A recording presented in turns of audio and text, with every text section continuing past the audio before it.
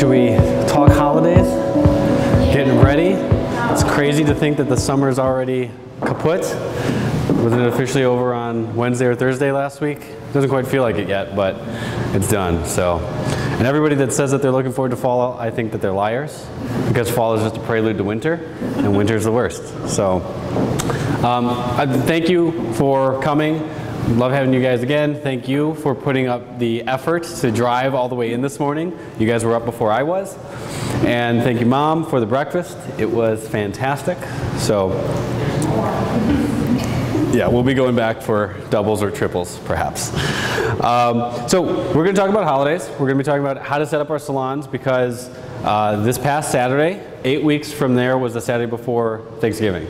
So we are in crunch time. It is time to be pre-booking all of those next reservations, getting everything prepped and ready to go. So we want to start with just a little why the holidays are important. I'm sure that all of us already understand these things, but the holidays are our highest traffic times of the year. You know, everybody wants to get in before the holidays because everyone's got their parties, family events, and things like that. There's more photos taken around the holidays, and you do not want to be looking like the dated sister, cousin, uncle at that party. Holiday spending is about 19% of retail totals. So in that holiday spending, we're looking at November and December. So those 2 months make up almost 1/5 of the holiday spending. People spend on average of $812 on gifts this year. So that's what people are projecting consumer spending to be. I'm not, just so Sam, Mom, you guys know, it's going to be much lower than that. It's going to be about 80 bucks. 40 of that's on me. Buy myself a present. And 52% of people buy or give gift cards. So that's actually really great for us, because I find for myself, and a lot of the people that I know, people don't want to give things anymore. You know, people don't want to give stuff that you're going to then have just like sitting around the house. We want to give things that people can either consume or experience. And so I think that that's a great spot for us in the salon, because we offer retail offerings that people get to use, enjoy, and then they're gone. They don't sit around on your shelf all the time.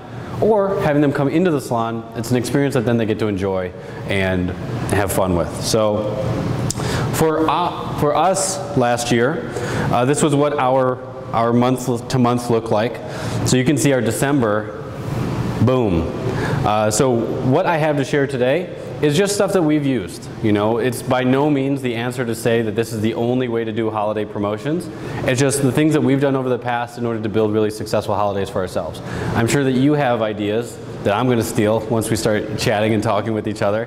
And that's what these freestyles are all about. It's about the sharing of ideas so that everybody here can have success in the salons. So a couple of keys that we've developed for our successful holidays. First is consistent branding and messaging. Oftentimes, I see a lot of salons struggle with this, and I think that it's because we have the mom and pop mentality as opposed to a big business mind. But consistent branding and messaging throughout. So that means that when we do a campaign, say for treatments or for our take-home, things look like they go together. You know, if we were to go into Target for the holidays, their whole campaign, it's all going to look like it's one campaign, but then it gets specified to different areas of the store. Plan, plan, plan, execute. Now is the time for us to be planning all these things, because once we hit November, we're 2 weeks away from Thanksgiving, and then we're going to start really trying to get everything laid out for the holidays. It doesn't work. By then we're already so busy that trying to execute on those things, it becomes that much more difficult because we're still planning them. So now that we still have a month or so before crunch time, now is the time to get everything lined up. We come up with our ideas, we come up with our plans, we can get stuff sent out to the printer, or we can print it ourselves, but we know come November 1st, this is what our plan is going to be. So we're going to go over services, our plans for take-home, and some extra items today. So those are the three things that we're going to focus in on. And then lastly is avoid discounting. This is the time that we are in the most demand, which means that we now get to reap the benefits of being in demand. So there's no sense in discounting something because people already want to come, people already need to be here. And so now we don't need to discount prime time because in the supply and demand curve, we're on top. So when I see salons that are doing discounts during the holidays, it always, to me, says that they're desperate because they don't have the client base to fill the time that should be filled already. All right, holiday services. We're going to break this down into hours, featured services, and future services. So with hours, this may seem really, really basic, but we want to maximize availability before the holidays. I don't know what everyone's schedule is. I know you guys are already open on Mondays. When we started to put together our schedule, we're typically open Tuesday through Saturday. We're closed Sundays and Mondays. However, in the past, we've always been open that Saturday after Thanksgiving. You know what? Nobody ever wants to come in that Saturday after Thanksgiving. Everybody wants to come in before Thanksgiving. So this year we're going to adjust our schedule so that we're closed Saturday but open the Monday. We still, as a business, have the same amount of working hours, but those days previous to the holiday should be in more demand than the Saturday after. And then our team is happier because now they have an extended holiday vacation. And we would typically, if our stylists request that day off, we tend to give it to them anyway. And so then we have half a staff on the Saturday, and it's just not even worth it to come in. So I think that this will be much better for us. So I would definitely recommend Monday the 21st, and then in December, looking at Monday the 19th, because that is the Monday before both Christmas and Hanukkah this year. They're starting on the 24th. So again, we want to have that time before the holidays, not after the holidays. And if it also happens to result in us getting more time off, well then, so be it. All right, but once we set our holidays, we have to spread the word. You know, once we have our hours set, we have to spread the word. My recommendation for this is we always use our inbox campaign. I think social is a great way to do it too if you want to post it to Facebook or Twitter. But we do our inbox or our email marketing. And so we'll put together a nice looking email. Again, our branding and messaging is going to be really consistent, so you'll see a lot of visuals in here. But we'll send this to all of our guests, all of our active clients. They'll get this email. This will probably go out this year on November 3rd or so. I try and give it a couple of days break after Halloween just so that people can get past that and then be open to receiving holiday messages. But you'll notice one of the things that I think is really important is including that Reserve Now link so that they can go straight to your booking website and make their reservation. Our system has thousands of people in it, so if we send this out and then we were going to start to get hundreds of calls, that's going to end up messing up the reservation desk. By using this, it allows us to start taking 10, 15, 20, 100 reservations at a time if we need to, because it's just going online. I would also recommend, if you're going to build this like little email thing, putting the link to book at the top of the email and not the bottom. Reason is that when we open things, if we don't read the full message, we're at least going to see the top of the email. And so if they're not going to look at all the hours, they may just say, oh, it's Hair Loft, I do need to make a reservation. Click. So it just reduces the amount of friction as opposed to having to scroll to find the link. But you can see, again, the email, in terms of the creative, it's very visual, right? Very consistent, good typography, so it should be easy to read, and then a little legend down there. Again, the theme or the style that you go with, that is obviously all up to you, but I think that it's a nice creative way to do it for people, and it looks good for the salon. You guys do email campaigns currently? No? Yeah. You guys do? Not really. I think that inbox in general has kind of been, people think of it as like old, it's done, nobody reads it. It's still really effective, and it can be very effective if you can target your audience. You know, so in this case, we're trying to send it to everybody. But if we had a specific campaign, say around blondes, you might be able to target people that have gotten highlights before, or things of that nature. So moving on to featured services, again, I want to stress this, avoid discounting. We already are in demand, we don't need to reduce our price, because at that point we're actually losing, right? If we just say you get $10 off of a haircut today, they were coming in anyway, right? So we don't need to do that. We're already in demand. One of the things that I think that we can feature quite well is some form of a treatment, because treatments tend to not take a lot of extra time, and in terms of the revenue per square foot of the salon, the design floor is always top, right? Color bar is probably up there too. Take-home area is not as much, but the wash house America's not very good with treatments. Europe is awesome with treatments. It's a big thing, but America's not that good. So our wash house is always the lowest revenue production per square foot. So if we can focus on treatments, then we can generate more revenue there. So this year, we have really been into Olaplex. So we are going to do Happy Ola Days, because I like puns also.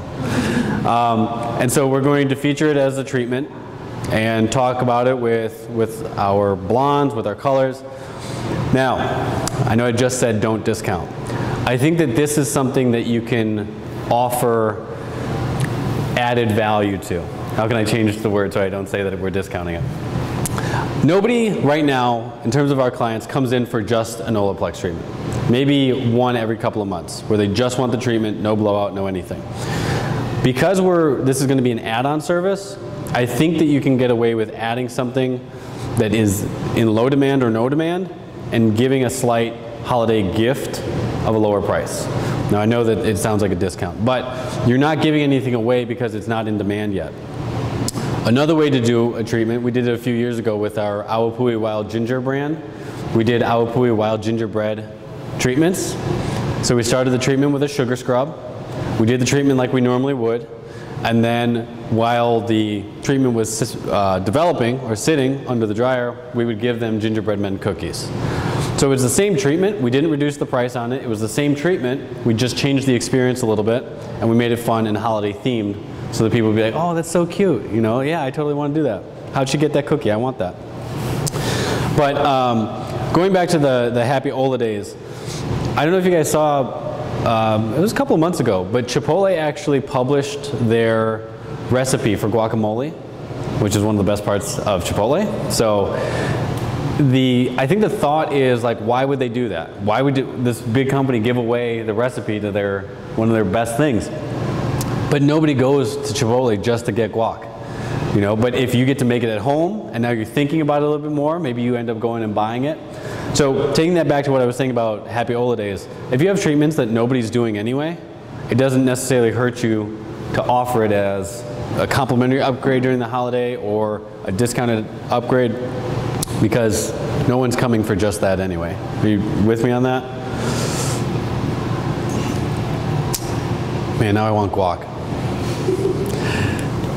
And then with holidays, we want to talk about future services, right? We want to use holiday traffic to build slow times, because we know we're about to get packed, right? November, December, traffic is up. January, February, traffic is down.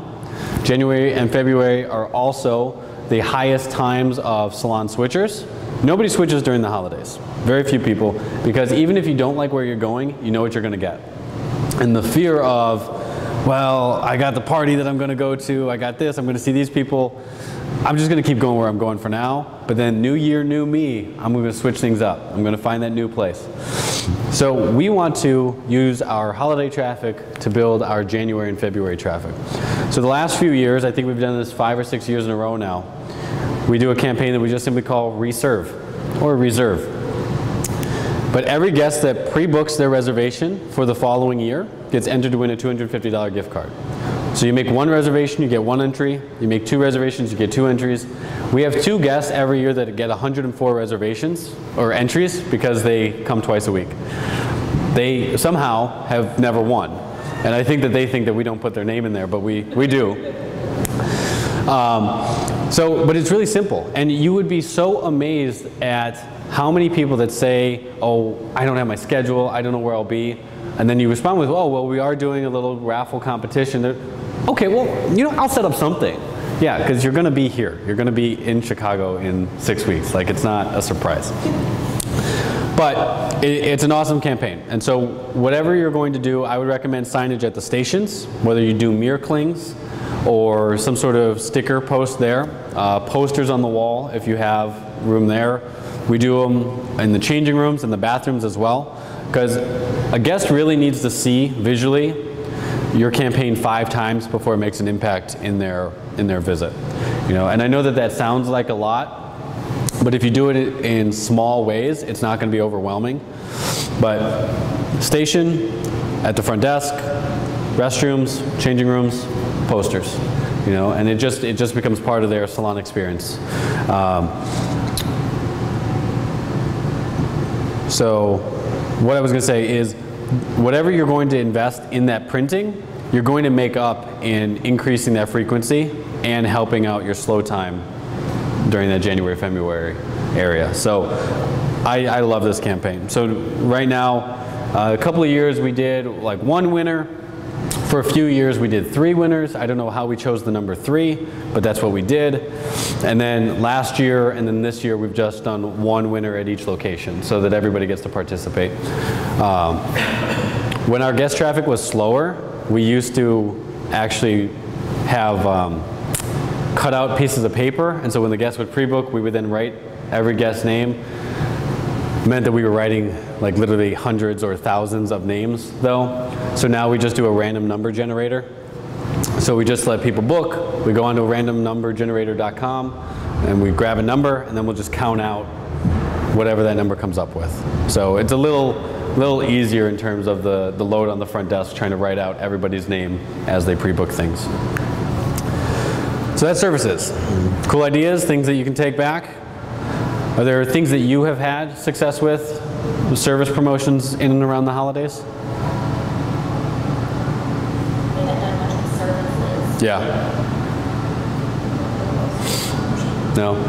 Yeah, I mentioned it's always a good one, like the Fall Mitchell Clear Shines. Yeah. That's always about what we really featured. Yeah, the Clear Shine is always nice because you can essentially get it in bulk. And so again, it's a nice gift. But the key for that is then following up on their next reservation and asking them, like, what was the difference? Did you notice your hair was healthier, shinier, better condition? Because they're going to forget, you know. And if they're not reminded, then our promotion didn't really work the way that we wanted it to. All right, so holiday take home. We'll talk about retail a little bit. We're going to break it down into displays, inventory, and tools. So with displays, build a theme, you know, and I think that it's important to build a theme for your salon and not your brands. Oftentimes, salons, we let our manufacturers kind of dictate what our holidays are going to be. And obviously, they're going to do their packaging. We want it to look good in the salon. But I think that it's important for us, for Hair Loft, to represent Hair Loft's holidays and be Hair Loft and not be whatever products we have on the shelf. We want to be us. So again, choose a theme. How do you choose a theme? However you want to choose a theme. You know, in years past, I'm going to show you some examples of one that we did later on, but we went with Share, Love, Grow. That was our theme because it came off of that. It came off of our Paul Mitchell packaging. That was their theme. So we kind of took the idea, but then we ran with it in our own way. We did one year where our theme was gold and champagne. So all the marketing materials that we had sort of a gold champagne look to them. And then in the salon, we decorated with gold and champagne ornaments and things like that. Last year, you saw the gray and kind of snow look that we had. I guess I was just in a cold mood at that point when I was making that. And then this year, our campaign is going to be built around lights. You can kind of see on the left side here, we've got these glass cylinders that we tend to always put our ornaments. This photo is actually from that gold and champagne campaign, the champagne campaign. Try and say that fast. But I was just walking around the neighborhood last year. Actually, Mom and I had gone out to grab lunch from the salon, and we saw this design shop that was using very similar looking glass vases, but just had light stuffed in them. And I was like, oh, I never thought of using ours like that. Like, we always just put ornaments in it, or like fake snow. So I snapped this photo, and I was like, I'm going to remember that. And then last year, I actually was going to a restaurant just around the corner, and they had their ductwork wrapped in lighting.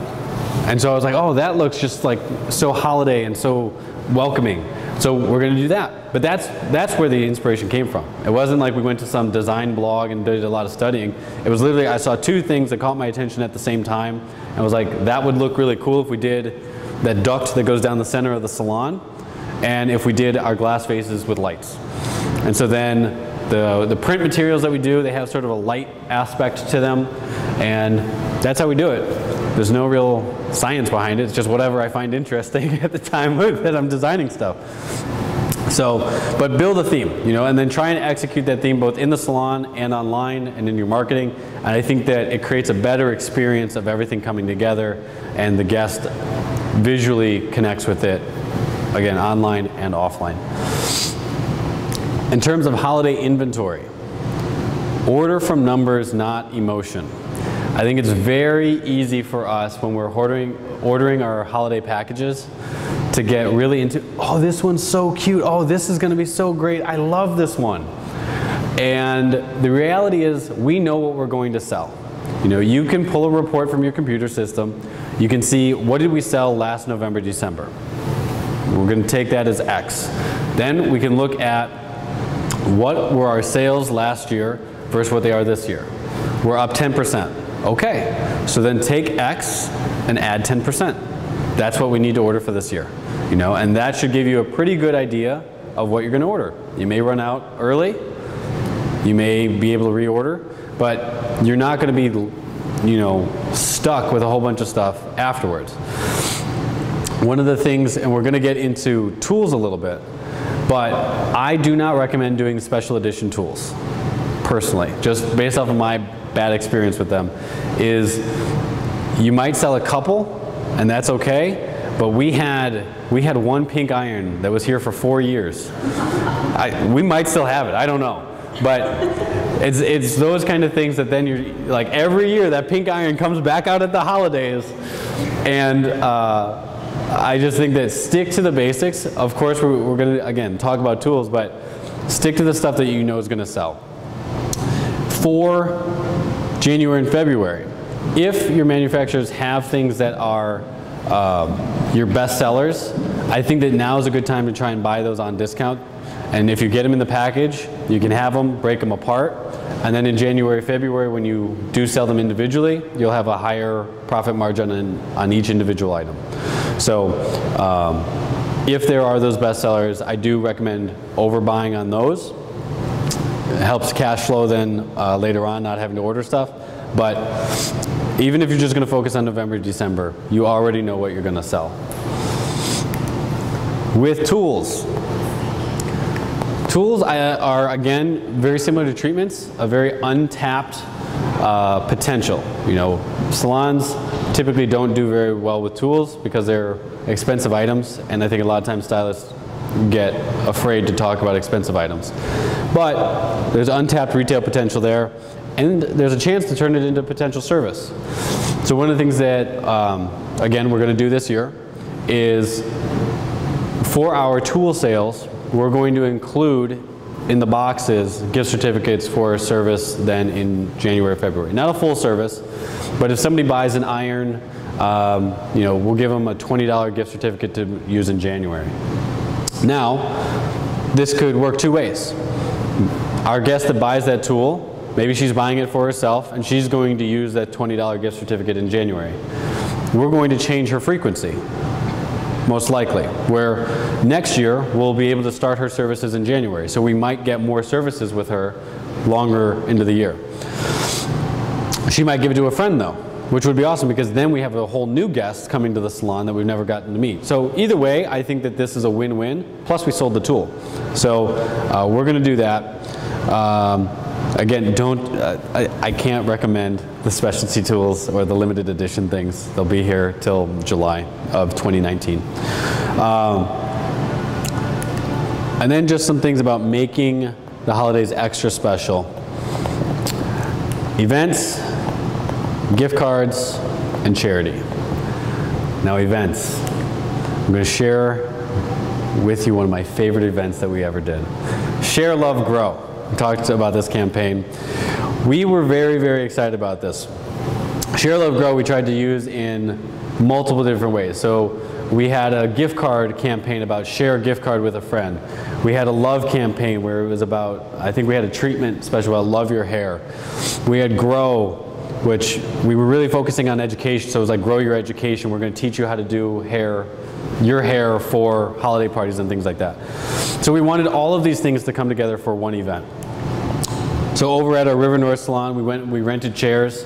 We took out all the stations and we put the chairs all the way around. We created this runway with our carpets. We rented champagne flutes and we had champagne for everybody because we were like, oh, how awesome is that going to be? As soon as you walk in the salon, here's your champagne. Welcome to Share, Love, Grow. We had food, went and got food. Really happy with how the merchandising came out. I think that it added to the effect as opposed to sometimes when you try and merchandise a table, it looks insane and there's just piles of things everywhere. We had models. We had our team stay, we did models because we wanted to have these young ladies have all their hair done as examples of like, here's a really quick, easy way that you could wear this to a party. We had one that was really cute. We'd gotten these battery operated Christmas lights and kind of tied it up into a low bun. It was pretty cute. And then of course our guests came in, you know, and we wanted to really share the evening with them. These 4 women are the only 4 that came. Yeah. What went wrong? Thought we did everything right. I think that this is oftentimes what can happen is we get so into the event and we know exactly what's going to be going on and what's happening that we expect success, and we don't do enough to get the word out, or we don't do enough to confirm that people are coming. And this was one of our earliest events. So as a salon, we did not have an event culture yet. And so if you don't have an event culture, I do not recommend starting with a big event. This was so embarrassing that night. Like, most times you guys sit in classes, people are not going to tell you about the embarrassing flops of events. I'm here to tell you, this sucked. Yeah, we had a lot of champagne and food, but literally, It was still a good night. we literally had more models than attendees. And so to come out and be like, well, I'm really glad you're here. Oh, it was painful. And for a long time, we were turned off to events in general because we were like, no, you guys remember Share, Love, Grow? That was solo death by event, you know. But slowly, we changed the culture of the salon. We started with smaller events, started to get people, started to create more excitement about that. Once we started to get more excitement with smaller events, our team became more comfortable talking about them. The last 3 years, we've actually done a charity bachelor auction, and so we tend to get about 100 people attending that event. So we're more comfortable with them now. So this year we're going to go back to doing a holiday event. We're going to do a hair loft jingle mingle, but the event is going to be very different. We're not doing a runway show. We will probably do champagne for everybody, but this event this year is more around thanking our guests for being a part of Hair Loft with us, as opposed to it being the concept being a big sales or hair night. Like, we want people to just come and socialize, meet our other clients, hang out with us in a more relaxed atmosphere, and thank them, you know, honestly, because without them we wouldn't be here. And so we're going to send out invites to our top 250 people. I think that sending out postcards, if you're gonna send out invites, or do something like this, sending it out to your top 250 people is nice, because even if they can't attend, it at least shows that you're trying to do something for them, as opposed to just posting it to Facebook or Instagram. People may not see those kind of things. And it's just going to be a two hour from 6 to 8 evening, you know, and we're doing it earlier in the year so that we try to not interfere with the amount of parties that people already have. So we're doing it November 4th. So I think that that's the Saturday. So just a little Saturday night open house. Hopefully it should be more successful than the nightmares that I still have about Share, Love, Grow. Man. That would, we had an event, what was it, in June? Because we have a liquor license Yeah. at the salon, so we offer our clients complimentary bourbon. And at the time we were working with Cobalt, which is a local distillery, and we had a whiskey tasting and 2 people showed up. And like I spent the amount of hours I spent like coordinating with them, talking to them, and I was like, 2 people. Yep. Yeah. Yeah. Well, a lot of times they, oh yeah, I'll come, let me know. I know. Let them know, and then they don't come. I know. So then like, I don't have to do it anymore. So like, the amount of effort and time we put into it. I know. Promote and ask people and tell people about it, and then nobody shows up. Yeah, it's crazy when nobody shows up, huh? Yeah. Yeah, you know, and I'm sure that, you know, there are event planners that obviously have it figured out and exactly what you need to do and how to promote it and everything. And that's, while we try and fulfill that role, that's obviously not exactly what we do. But it can definitely be disheartening when you have one that doesn't work. But through my experience, if you try and stick with it and reduce the scale of it sometimes, that it makes it more approachable for people to recommend. I mean, our vision for that night was like all out. I was like, this place is going to be packed, and it was not. And man, one of the saddest things was, so for the share campaign, I think that we had it where it was like, bring a $10, it's going to be a $10 donation, we're going to donate to somebody, or just bring a canned food item.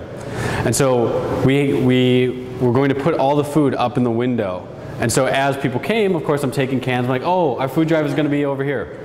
You want to see the saddest food drive in the world? With 4 cans? like stacked up in the window, like, look at what we raised.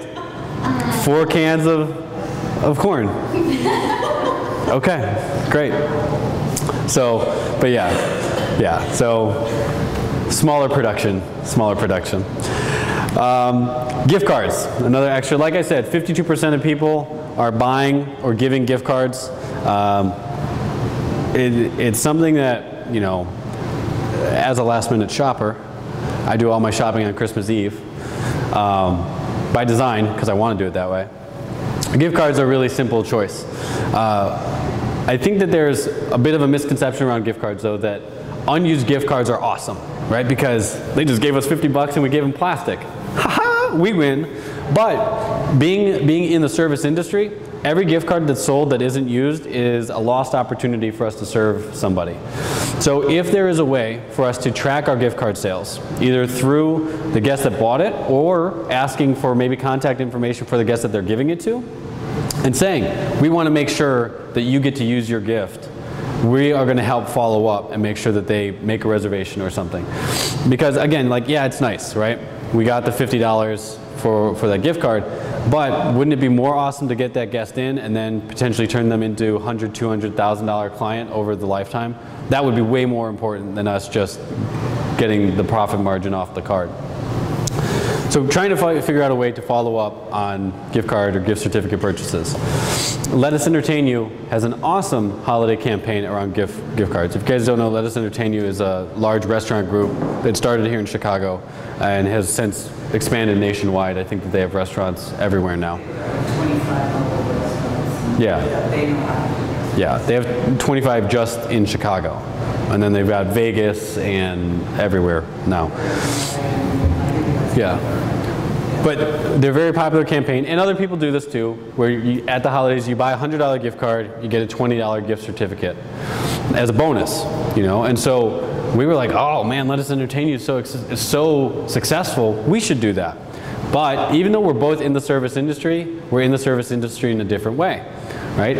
While you might have somebody that's loyal to going to a restaurant, they still have to go and order more and things like that.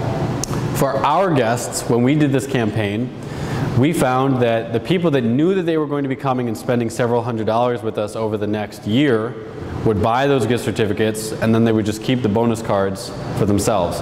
Our vision was, of course, well, they'll buy a gift card and then maybe they'll keep the $20 one and give the $100 one to a friend or family, or they'll keep the $100 one and then they'll just have like this free gift to give to their friends. That's how I would operate. I'd be like, Sam, I got you this gift card.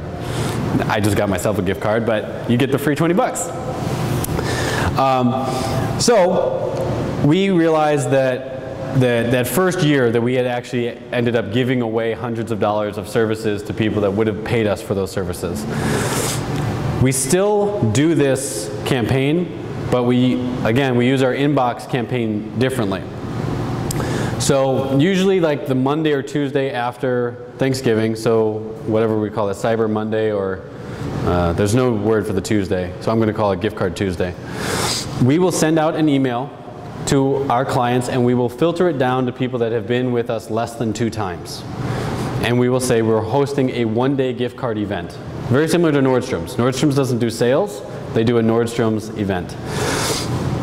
And so for those people, if they end up keeping the bonus card and getting 120% for their money, that's great, because all that means is that we locked in that client that hadn't been here enough, and maybe we'll get that second, third visit, or maybe even a fourth visit. And by then, our service and our experience should hook them that they continue to come back. But I don't want to send it to Bonnie or Wendy, who's going to be with us 104 times anyway. I want to send it to the person that's only going to, maybe they haven't decided that Hair Loft is their salon yet, but this will make them do it. But I also think that using that dialogue, a one-day gift card event, sounds much nicer than we're doing a gift card sale or a gift card special. And then one that's not really gift card related, but has been in the back of my mind ever since I started this campaign, was the share a Coke or share a Diet Coke with somebody. And immediately I was like, oh, give your mom a haircut, right? Like, you could totally do a campaign like that around services. You know, give your sister a manicure, something like that. And you may not print it on every gift card, but you could have a sign up by the front desk, or you know, maybe your printer could do different sleeves and you could tuck it in there. You know, so for you guys, you could do give your dad a haircut, or you know, share a cut with your brother, something like that, so that it got people thinking about, oh, I do need to get somebody something. And if you're going to do this, I would say either doing a gift card display up at your front desk right now is a good idea, regardless of if you do this campaign or not. But if it's just something visual to remind people, like, oh, gift cards would be a nice thing. But doing signage, either, again, front desk or in the retail or take-home area, are two high traffic spots to do these. And then lastly is charity. Doing good feels good, right? It feels good to do things for other people. And so the last few years, we've tried to tie charity into a lot of things that we do. Certainly during the holidays, I think everybody tries to do a little bit more because we know that it's such a special time. From a business perspective, you know, it does look good to do good, but if you're going to try and do charity stuff, do it for the right reasons. Do it because you know that it's right, and not just because you're like, oh, well, people spend more with businesses that do charitable work. Which is true, but that's not why we want to go into doing something. So the background on this photo is an example of a toy drive that we have done the last few years. So we've just chosen the local Boys and Girls Club campaign or charity, but you could do food banks. I would even recommend, if you have a client that is maybe on a board or tied to some charity, or you know, I don't know, PTA at a local school, working with them, supporting the people that support you. And so if you know that you have a client that is tied to something, helping them out with their campaigns can be really nice, and they'll really appreciate it. And I think then when you talk to other guests about it, it makes it more local, as opposed to like, I've never heard of that charity before. So that's everything that I have brought. You know, breaking it down into our services, what are we going to do for those campaigns, our take home, what do we want our guests to leave the salon with, and extras.